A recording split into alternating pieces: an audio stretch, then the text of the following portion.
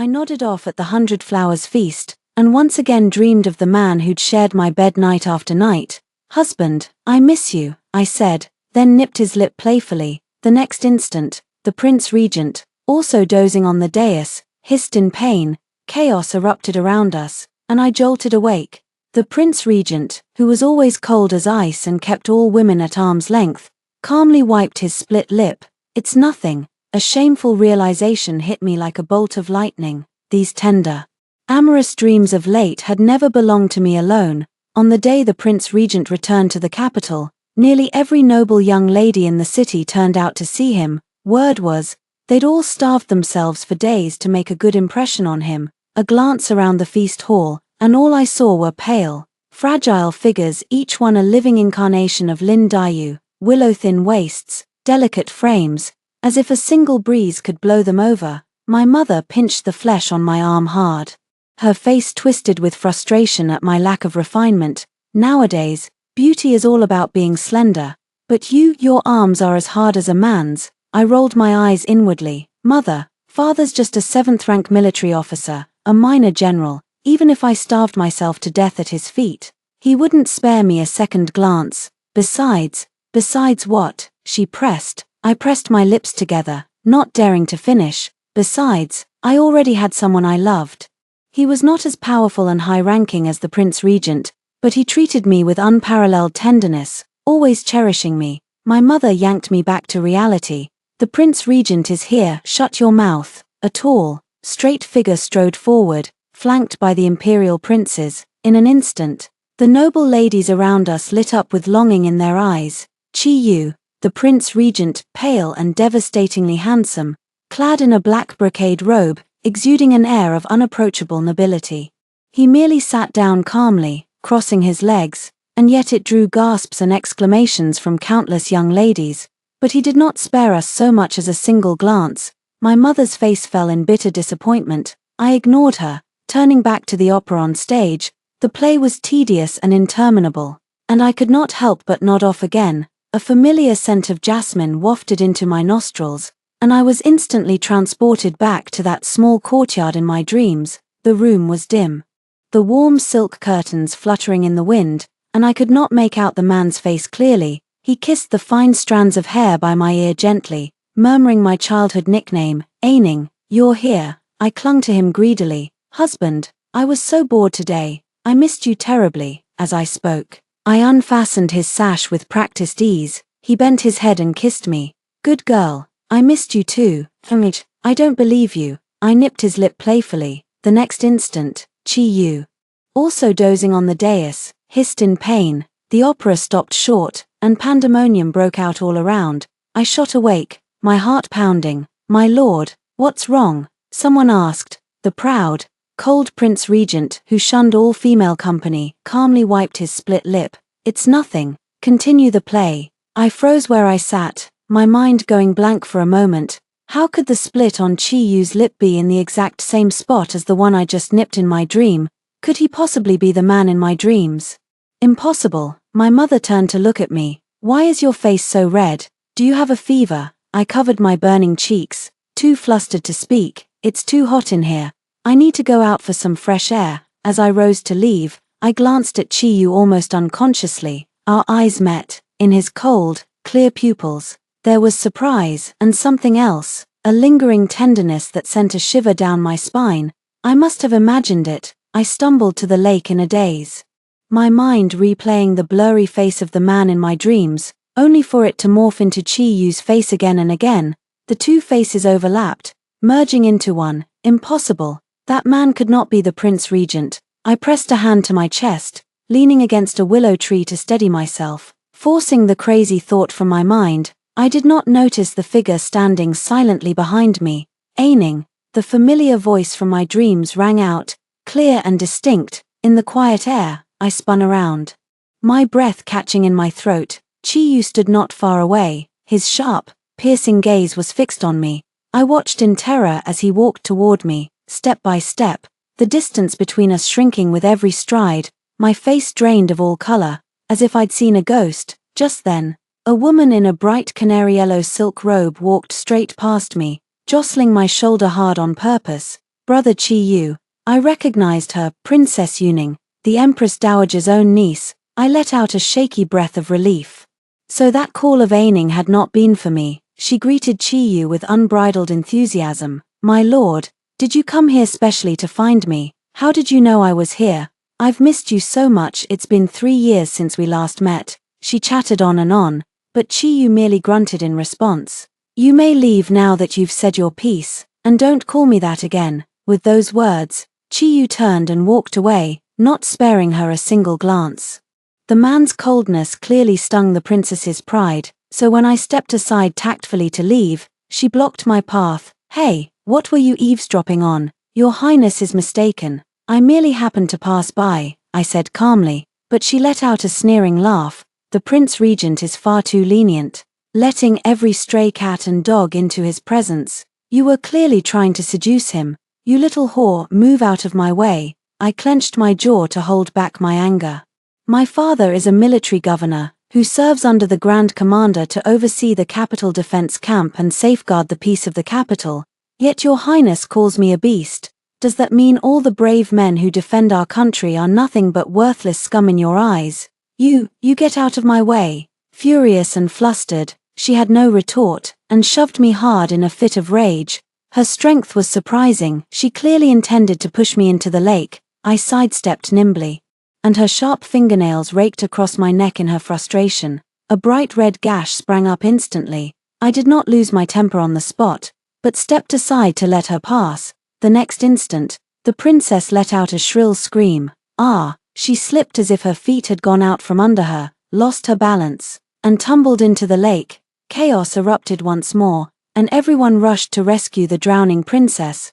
No one saw the faint smile tugging at my lips. Yes, I'd done it on purpose. The Jiang family may not be as noble as the princesses, but I, Jiang Yanning, was not one to be bullied. Her fall into the lake was nothing more than a small trick on my part. No one had seen the tiny marble I'd flicked from my sleeve to trip her, but just then, I felt a sharp, piercing gaze on my back. I turned around, and my blood ran cold. Chi Yu stood not far away, one hand clasped behind his back, his eyes unreadable as he stared at me. I'd been careless. I should never have shown off my skills in front of him. I'd bragged to him about my martial arts and agility countless times in my dreams, but Chi Yu said nothing. He merely turned and strode away. The farce ended with the princess being fished out of the lake, soaking wet and humiliated. Some of the noble ladies were not ready to give up, and sent someone to ask Chi Yu if he had taken a fancy to any young lady at the feast. Chi Yu, who was notoriously sparing with words, actually answered the question earnestly. I have never cared for a woman's family background or status, only whether I love her. She had better have some martial arts skills, and not be overly delicate and frail. I have no use for a useless vase. When these words reached the ears of the noble ladies, they all sighed in despair, their faces ashen. Some stared down at their waists, slimmer than their legs, and nearly burst into tears. I pretended not to hear a word, but as I was leaving the prince's mansion, someone suddenly shouted out, Jiang Yanning, I remember you're skilled in martial arts. Could the Prince Regent have been talking about you? That one sentence turned me into the target of every noble lady's wrath. Their glares were so venomous, they could have pierced a hole through me. I scrambled onto my carriage just as their hands reached out to tear my sleeve to shreds. As soon as I returned home, I ordered my servants to lock all the doors and windows, and resolved to not step foot outside the mansion again. That night, I tried my hardest not to fall asleep and dream, but weariness overtook me nonetheless. The familiar, scorching warmth of a man's breath fell on my neck, sudden and unbidden. Aining, why are you so late tonight? I twisted my body nimbly to avoid him, but wrenched my neck in the process and hissed in pain. You don't touch me, what's wrong? Did you hurt your neck? Chi Yu sank to his knees in front of me, a habit by now, his voice soft and cautious. Let me apply some medicine for you. Okay. My heart softened in an instant. His warm fingertips brushed against my neck, spreading the ointment gently, his touch just right, not too hard, not too soft. Who would have thought that Chi Yu, the all-powerful, arrogant Prince Regent who stood above all others in the court, would be so humble and attentive with me, like a loyal servant? This was the Prince Regent of the dynasty, If he ever found out that the woman he doted on so endlessly was merely the daughter of a minor military officer, would he fly into a rage and kill me? The thought made me pull away from him in a hurry. Before, you said you wanted to come to the capital to see me, but I'm ugly and fat, we'd better not meet at all.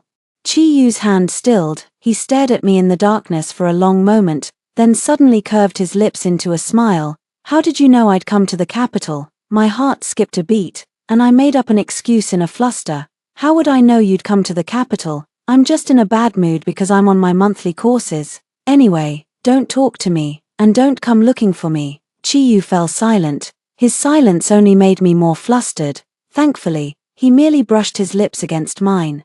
His smile gentle. Very well, I'll listen to you, Aining, don't be angry. But for some reason, I thought I saw no trace of a smile in his eyes. I thought the matter would end there, until one day, I snuck to the training ground to practice archery, and a servant of my father's came running over in a panic. Miss, it's a disaster. The Prince Regent is inspecting the capital's defenses today, and is flying into a terrible rage. Master is inside being reprimanded as we speak. He's been in a foul mood ever since the 100 Flowers feast. These past few days, most of the court officials have been chewed out by him, and quite a few have even been thrown into prison. My heart dropped into my stomach. The 100 Flowers feast, that was the very day I'd refused to talk to him or meet him. Could his foul mood be because of me? I snuck over to the outside of the military tent and lifted a corner of the curtain to peek inside. A loud crash from within made me jump. Is the capital defense camp nothing but a bunch of useless cowards? Such lax discipline. You can't even beat my personal attendance. Is this how you safeguard the peace of the capital? The generals being reprimanded stood there with their heads bowed, like naughty children who'd been caught misbehaving. My father stood at the very back of the line, not daring to breathe a word. What was I to do? If father was demoted, he'd end up as a mere gate guard. Watching as Chi Yu's anger showed no sign of abating, I hurried to find one of father's trusted attendants and told him to prepare something. Chi Yu was about to unleash another torrent of criticism when a cup of fresh jasmine tea was held out to him. His eyes darkened, and his voice was cold as ice. Who sent you? The trusted attendant's hands shook with fear as he stammered. This lowly one thought your lordship has spoken at length, and might be parched of mouth and dry of throat. Jasmine tea soothes the throat and calms the senses. I thought it would suit your lordship best. Every word was taught by me. That courtyard in my dreams was my boudoir. I'd planted countless jasmine bushes, and often brewed jasmine tea for Chi Yu. Yet Chi Yu fell silent now. I feared he would hurl the teacup to the ground in the next instant. Thankfully, he took a sip of the tea, then dismissed everyone. A collective sigh of relief washed over the crowd. I was about to leave when my father called out to me, Aining, why are you here again? I jolted in shock. That call of Aining was heard clearly by Chi Yu, who was stepping out. A faint glint flickered in his eyes. Your name is also Aining. Before my father could speak, I cut in hastily, Your Royal Highness the Prince Regent. This humble maiden is Jiang Yanning. I think for any young lady whose boudoir name contains the character Ning, her parents are used to calling her Aining as a pet name. Luckily, Chi Yu did not suspect a thing and strode away. I had just let out a breath when he turned back. Why are you still standing there? My father and I exchanged a bewildered glance, both thinking he was addressing the other. With no other choice, I followed the crowd to see Chi Yu off. At the camp gate, Chi Yu was about to board his carriage when he suddenly fixed his gaze on me. Why do you smell of jasmine? I froze again. The people around us stepped back tactfully, in full view of the public. How dare the Prince Regent ask an unmarried young lady about the scent on her body? My smile stiffened. Your lordship must have misheard. This humble maiden has never used jasmine-scented perfume, nor planted any jasmine bushes. His face darkened, his gaze piercing with scrutiny. Did I ask if you planted jasmine? I was such a fool. Was I not protesting too much? As the saying goes, my mind raced, and I hastened to distance myself from the matter. This humble maiden once studied martial arts under a female master. She planted a courtyard full of jasmine, and would brew a cup of jasmine tea for me every time I finished sword practice. Perhaps I stayed at my master's home for so long that the tea's fragrance clung to me. A bright light flashed in Chi Yu's eyes at once.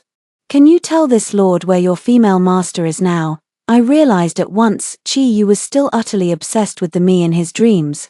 I lied, saying my female master had retreated to seclusion and never met with outsiders. Unexpectedly, he let out a soft, long sigh. Then this lord will have to ask Captain Jiang to introduce her to me. I choked on my words. I was finished. My father had no idea about any female master at all. If Chi Yu blamed my father, killing him would be as easy as crushing an ant for him. I had no choice but to say I would first ask my master for her availability. On the way back to the mansion, I racked my brain for a way to make Chi Yu give up for good. Sudden noisy commotion broke out outside the carriage. I lifted the curtain and looked in the direction the crowd was pointing, and my blood ran cold. Several dead bodies hung prominently on the tall city wall. 2 of them were even third-rank officials I knew. The common people chattered in low voices, their faces filled with fear. I heard these officials seized common women by force. This matter shouldn't have cost them their lives, but they dared to lie to the Prince Regent, saying the women went with them willingly. Serves them right. They didn't even have time to change their clothes. They were dragged to the execution ground in the middle of the night and beheaded. The Prince Regent even made all the other officials watch. Who is Chi Yu? He has no tolerance for wrongdoing. Lying to the Prince Regent is tantamount to suicide. Sweat broke out all over my body as I listened. I had not only lied to Chi Yu, but multiple times at that. If he found out I'd deceived him, would he kill me too and hang my body on the city gate? When I returned home, my parents saw my deathly pale face and thought I'd been frightened at the training ground. My father said, "How many times have I told you not to go to the training ground, not to stand out?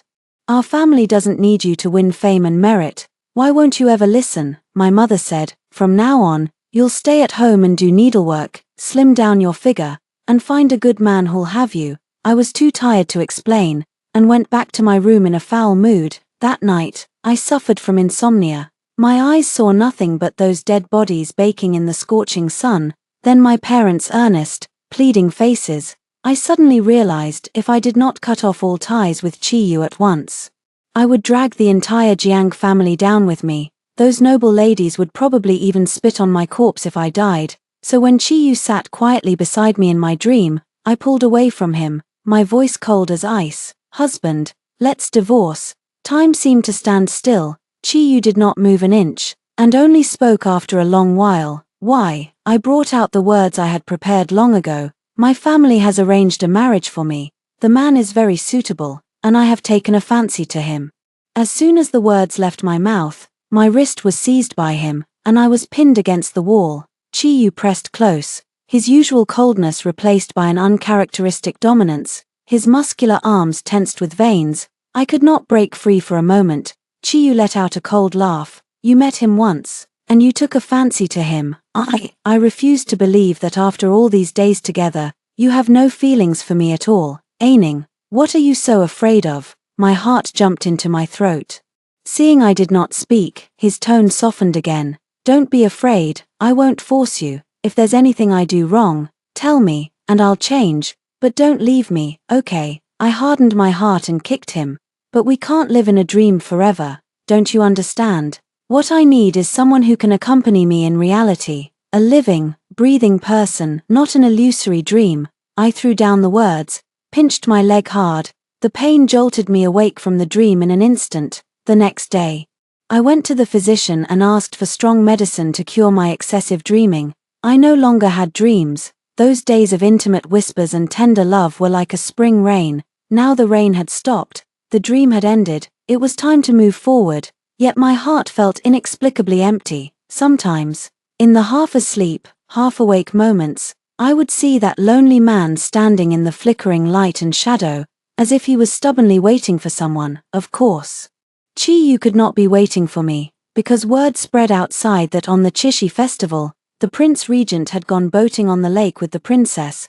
That single sentence broke the hearts of countless noble ladies. I had to admit they made a perfect pair standing together on the bow of the boat. Chi Yu was clad in black brocade with a crimson trim, his thick eyebrows and sharp eyes exuding unparalleled elegance. He merely stood there, like an immortal who had stepped out of a painting. The princess, dressed in magnificent silk robes, stood obediently beside him. Even when Chi Yu only nodded in response to her words occasionally, she smiled from ear to ear. I stood in the crowd, and suddenly felt a stinging in my eyes. I said to my attendant, "Let's go, find my father." This year's Chishi festival happened to be the day my father was on duty with his troops. The streets were crowded with people, ablaze with lantern light, livelier than ever before. Chi Yu performed his duties exceptionally well. The young emperor, only 14 years old, was striving to govern the country well under his guidance. Now the rivers were clear and the seas calm, the country thriving toward an era of great prosperity. I suddenly felt a surge of relief. Thankfully, I had nipped this wrong relationship in the bud in time. We were never meant to be on the same path. Chi Yu had his broad road of glory, and I had my quiet bridge of peace. Suddenly, a loud bang rang out, jarring my eardrums. Help! Fire! Quick! Save people! Flames blazed wildly on several pleasure boats on the lake. Chi Yu was still on one of the boats. My heart felt as if it had been clenched tight by a hand. I jumped into the water, covering my mouth and nose with a wet cloth. The pleasure boat had been burned to ruins. Clear traces of fierce fighting could be seen on the deck, with several dead bodies lying on it. I searched everywhere for Chi Yu, but only managed to capture a few fleeing black-cloaked assassins. "Where is Chi Yu?" One of the assassins lifted his head and spat at me. "He's long dead. Go find him in the palace of the King of Hell." The whole world seemed to freeze in an instant. I could not believe it. Chi Yu, the Prince Regent, he entered official service at 15, was conferred the title of Marquis for his first battle victory at 18. Now, at only 30 years old, he commanded the 3 armies, with never a single defeat to his name. He was such a sharp, intelligent man. How could he die in a mere assassination on a pleasure boat? After handing the assassins over to my father, I jumped back into the water, following the direction of the river current. I searched the vast lake for any sign of Chi Yu. I did not know how long I searched. Exhausted, I crawled onto the grassy bank, and a sudden sense of confusion and sorrow washed over me. I thought I would never find him. Suddenly, someone collapsed against my shoulder with a soft thud, aiming. At that single call, I cast all caution to the wind. I turned around and hugged him tightly. It was as if my imprisoned soul finally found an outlet at this moment. Chi Yu was severely injured. His eyes were closed, his long eyebrows furrowed in pain, his lips still murmuring my name. I looked around, not knowing where we were. Only a few farmhouses nearby had sparse lights on. I supported Chi Yu, knocked on the door of one farmhouse, and said we had lost our way and begged for a night's stay. The peasant woman stared suspiciously at Chi Yu's extraordinary silk robes, and teased us with a smile. "You two carry yourselves with such grace. Are you a young master and young lady who have eloped?" I was about to explain when Chi Yu opened his eyes at that moment. "To tell you the truth, we are." My eyes widened in shock. The aunt and the other women in the farmhouse laughed, and warmly cleared a room for us. It was the first time I had been left alone in a room with Chi Yu. I felt ill at ease. I set down the borrowed medicine and hot water. "Your lordship, can you apply the medicine yourself?" The man who had spoken with such vigor just now struggled to prop himself up with both hands, as if in extreme pain. "No." I had no choice but to turn back and sit down. "Then this humble maiden presumes to be bold." I half closed my eyes, unfastened his sash, and pulled off his outer robe. Beneath his lean, firm abdominal muscles, there was a fresh, horrifying knife wound, still bleeding slightly. Clearly, I had applied the medicine with the utmost care, but I must have touched a sensitive spot somehow. A low groan escaped the delirious man's throat. "I'm sorry, your lordship. Did I hurt you?" "It's nothing. Continue." He acted as if he was enjoying it, not shying away at all, his eyes fixed on me the entire time. His gaze made my heart flutter for no reason. I hastily tidied up everything. "I'll sleep outside. You can call me if you need anything." Jiang Yanning. Perhaps it was because of his injuries. Chi Yu's usual ice-cold face seemed to have thawed like snow and ice at this moment. He looked at me with such tenderness. "Stay with me." Faint moonlight streamed through the window, tracing the sculpted lines of his bare torso, sloping down all the way to where it faded into the shadows. I swallowed hard, embarrassed, then shook my head frantically. "Your lordship, this is most inappropriate." He spoke with unshakable conviction. "We have no idea when those assassins might return. Can you really leave this lord alone? I had no choice but to lie down on the edge of the bed, my back to him. Worn out, I fell into a deep sleep at once. But when I woke the next morning, I was curled up in Chi Yu's arms. I jolted upright, stammering, "Why you?" He blinked his eyes lazily open. "You tossed and turned in your sleep. I'm injured, I couldn't push you away." I was mortified beyond words. I hastily borrowed a carrier pigeon and sent a message to the Capital Defense Camp. But for some reason, all my messages vanished without a trace. 2 days passed, and not a single soul came looking for us. Chi Yu's injuries showed no sign of improvement either, and no matter how carefully I lay down to sleep each night, I always woke up in Chi Yu's arms the next morning. This couldn't go on. I paced about anxiously when the aunt knocked on the door. "Miss, come out and have some grapes." When I stepped out, the aunt was peeling a grape and feeding it to her husband. Chi Yu watched the affectionate couple, then glanced at me and sighed. The implication was so obvious, I couldn't ignore it even if I tried. Fighting the urge to slam the door, I peeled a grape too. "Have one." He bent his head and bit it from my hand, his cool, thin lips brushing my fingertips. "What did you call me?" he murmured. In that moment, it was as if we were back in that quiet courtyard filled with the scent of jasmine. Beneath his intense gaze, my cheeks burned. Almost involuntarily, I whispered, "Whose?" The word "band" died on my lips as the door suddenly burst open. My father stood there with a troop of men. His eyes glistening with tears, he dropped to his knees with a thud before Chi Yu. "Your lordship, this humble servant is late to rescue you. After receiving your secret letter, father rushed over at once. But I can't help but feel, the Prince Regent doesn't seem happy at all." My father pulled me aside, his face filled with worry. I stared at Chi Yu, whose face was devoid of all warmth, and lowered my voice. "Father, I don't know either. He's been acting strange ever since the assassination attempt." We had barely left the village when we heard the princess's high, coquettish voice. She arrived with a large retinue, rushing over in a frenzy. Chi Yu muttered a few comforting words to her, then let himself be helped onto the carriage by his men. He did not spare me a single backward glance. I left some silver for the aunt, then took one last look at the quiet farmhouse. Those few days we spent there felt like a stolen dream. Now that everything was back to normal, the Prince Regent was still the Prince Regent, the man I could only ever look up to from afar. But this was for the best. After all, I could never have him for my own in reality. The assassination on Qixi Festival shook the entire court. The Empress Dowager suddenly ordered my mother and me to enter the palace. As soon as I stepped into the Shokong Palace, I keenly sensed several hostile gazes on me. Sure enough, the princess was sitting beside the Empress Dowager, her face twisted with unbridled sarcasm and triumph. In front of the young emperor, the Empress Dowager praised the princess for staying by Chi Yu's side without a thought for her own safety while he lay gravely injured. "Ari Jiao sees how deeply the princess loves the Prince Regent. Why don't your majesty bestow a marriage upon them, and seal this perfect union?" Before the young emperor could speak, the princess cut in eagerly. "Thank you, your majesty." I stared at her in shock. Chi Yu was still recovering from his injuries, no one could refute her lies. Then the Empress Dowager reprimanded my father for his negligence in overseeing the capital's defenses, and fined him half a year's salary. My mother pulled me down to my knees in panic, begging the Empress Dowager to spare my father. A surge of anger flared up in me. Since the princess saved his lordship, this humble maiden dares to ask, where did the princess find his lordship, and where exactly was he injured? The princess's face paled. "This is none of your business. Who do you think you are to question me?" I straightened my back and spoke in a clear, steady voice. "If the princess cannot answer, then let this humble maiden answer for her. Your Majesty, your Royal Highness."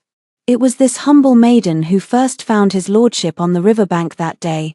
It was also this humble maiden who stemmed the bleeding from his abdominal wound and held on until reinforcements arrived. Though my father failed to detect the danger before it struck, he evacuated the crowd and rescued those who fell into the water at the first opportunity, preventing further casualties. It was also my father who captured the assassins, who are now in custody. I believe the mastermind behind the attack will be found soon. Every word I speak is true, and there are witnesses to prove it. I beg your Majesty and your Royal Highness to see the truth. For a heartbeat, The entire hall fell deathly silent. The princess flew into a rage, her face contorted with fury. Don't listen to her. She's just trying to climb the social ladder. She's turning black into white.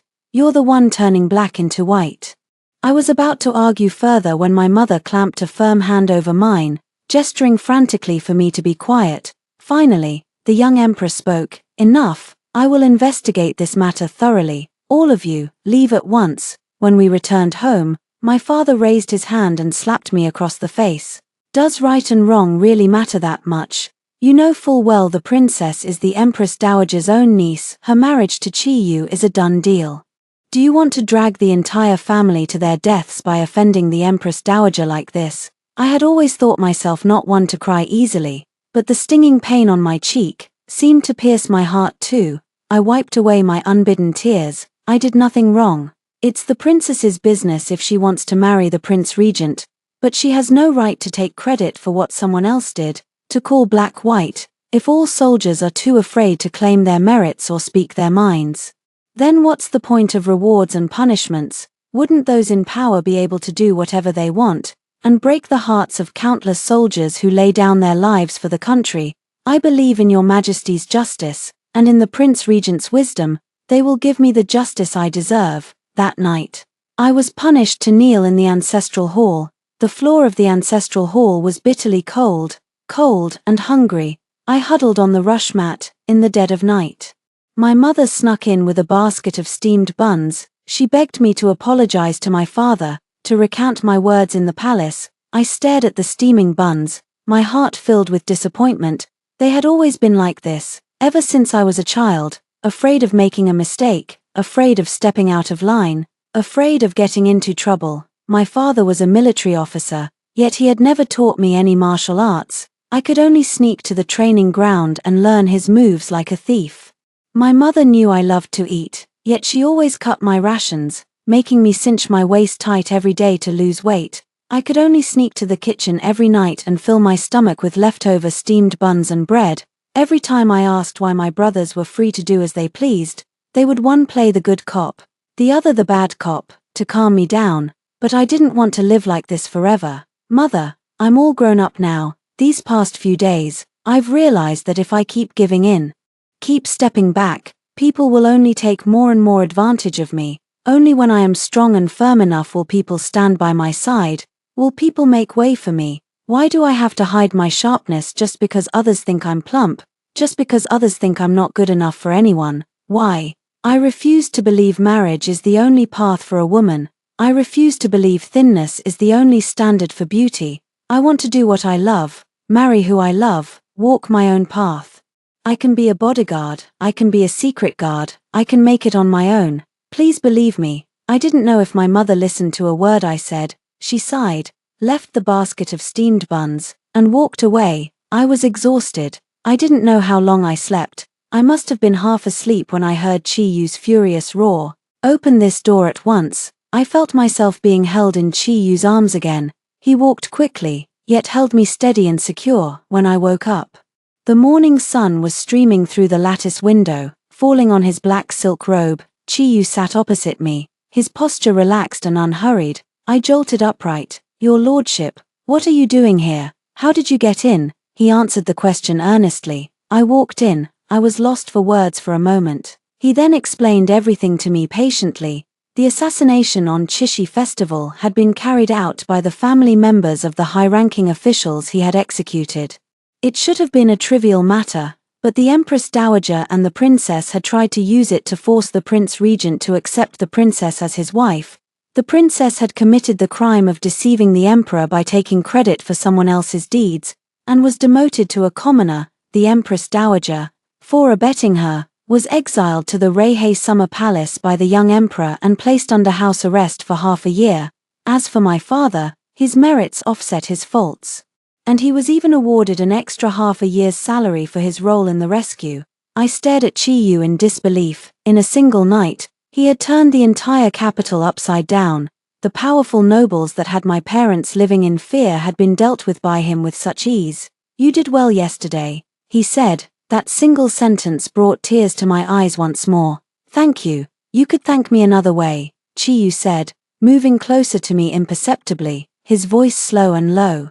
When will you take me to meet your female master? My mind went blank for a moment. What? He was still thinking about that. No wonder he had been so kind to me lately. It was all for the female master in his dreams. I snapped at him, telling him to wait a few more days. I had wanted to tell him the truth countless times, but the thought of Chi Yu possibly despising me, even hating me, made me chicken out at once. I had faced the Empress Dowager and the princess without an ounce of fear. Yet I hesitated and wavered when it came to Chi Yu. It was strange. In the days that followed, I spent a small fortune hiring a female secret guard. Blushing furiously, I told her everything about my intimate dreams with Chi Yu. On the agreed day, Chi Yu arrived as promised. The simple, elegant room was filled with the faint fragrance of jasmine tea wafting from the teacups. I sat behind a screen, my palms sweating nervously. Thankfully, the female master was used to such grand scenes. She smiled challengingly. I never thought you'd be so devoted, young master. What? Do you want to rekindle our old flame? What happened between us was just fate. Now our fate has run its course. I have no more feelings for you. Look forward, young master. Chi Yu stroked his jade archer ring slowly, his smile cold and sharp. Is that so? If you have no feelings for me, then why did you risk everything to find me when you heard I was in trouble? Why did you break down in tears when you found me? His sure, steady voice seemed to echo right beside my ear. You have me in your heart, Jiang Yanning. I was struck dumb with shock. I tried to run, but it was too late, for no reason at all. The screen collapsed with a deafening crash. There was nowhere left for me to hide. Everything happened in the blink of an eye, when I finally regained my senses. The female secret guard was already held captive by Chi Yu's men. Once again, it was just Chi Yu and me, alone in the private room, under Chi Yu's towering, unblinking gaze. I stammered nervously, "Your lordship, I'm sorry, I never meant to lie to you." But Chi Yu sank to his knees, gently lifting me to my feet. He brushed the sweat-dampened strands of hair from my forehead. "I'm the one who should be sorry. The first time I saw you in the dream, I was afraid you'd be like everyone else, either cowering before my power, or currying favor with me for wealth and glory. So I hid my true identity from you. I know you're troubled by my status. I know your family is cautious and timid. I know the princess has made things difficult for you at every turn, but my great cause was not yet complete. I had to clear away all obstacles, eliminate anyone who might harm you, before I dared to reveal myself to you. I did not do well by you. I made you suffer so much grievance." His voice was soft, tender beyond measure. "I'm sorry, Aining." In that moment, it was as if I was transported back to a warm, intimate afternoon of stolen bliss. He was once again that ever-attentive, patient husband of my dreams. All my defenses, all my fears, crumbled away in an instant. "Oh," I mumbled quietly. "When did you find out?" He looked at me, amused and bewildered. "I still have my wits about me. You know, you're always so calm and composed, but every time someone calls you Aining, you panic so obviously it's hard to miss. Then there was the jasmine tea, the jasmine bushes in your courtyard, the way you called me husband." I blushed scarlet and clapped a hand over his mouth. "Stop talking." He took my hand in his in one smooth motion, his voice solemn, his gaze burning with passion. "So Aining, may I marry you? Will you be my wife?" It was as if 1,000 fireworks exploded in my ears at once, crackling and bursting into brilliant light. The Prince Regent wanted to marry me. I chose my words carefully, asking the question that weighed most heavily on my heart. "Is it possible that you only love the me in your dreams, not the real me?" His face darkened in an instant. "Do you really think I'd marry you just for your body? I'm 30 years old. Do you think I can't tell desire apart from true love? If you still have doubts, then I'll spend the rest of my life answering them for you." His intense gaze made me feel guilty, even doubt myself, so I quickly changed the subject. "What about this great cause you spoke of? What is it?" Chi Yu leaned back in his chair, his voice lazy and drawling, inexplicably alluring. "Miss Xiaoning, if you ask any more questions, I'll have to charge you a fee." "Fine, don't tell me then. First, call me husband and let me hear it." I couldn't help but scold him. "You're being ridiculous." He corrected me gently. "Only with you, later." I finally learned what Chi Yu's great cause had been. The young emperor was already capable of ruling the country on his own, But the Empress Dowager refused to relinquish her power. She had even tried to control Qiyu through a political marriage. Qiyu's return to the capital this time had been to clear the last remaining obstacles for the young emperor. His bloody purge of the court had not only been a warning to others, but also a way to pave the way for the young emperor's reputation as a wise ruler. His trip to the lake with the princess on Qixi Festival had merely been a smokescreen, to make the Empress Dowager believe that a political marriage was still possible. As I listened to Qiyu calmly recount the dangerous power struggles and intrigues that had unfolded behind the scenes, my mind simply could not keep up. I hastily pulled out a few military strategy books to try and wrap my head around it all.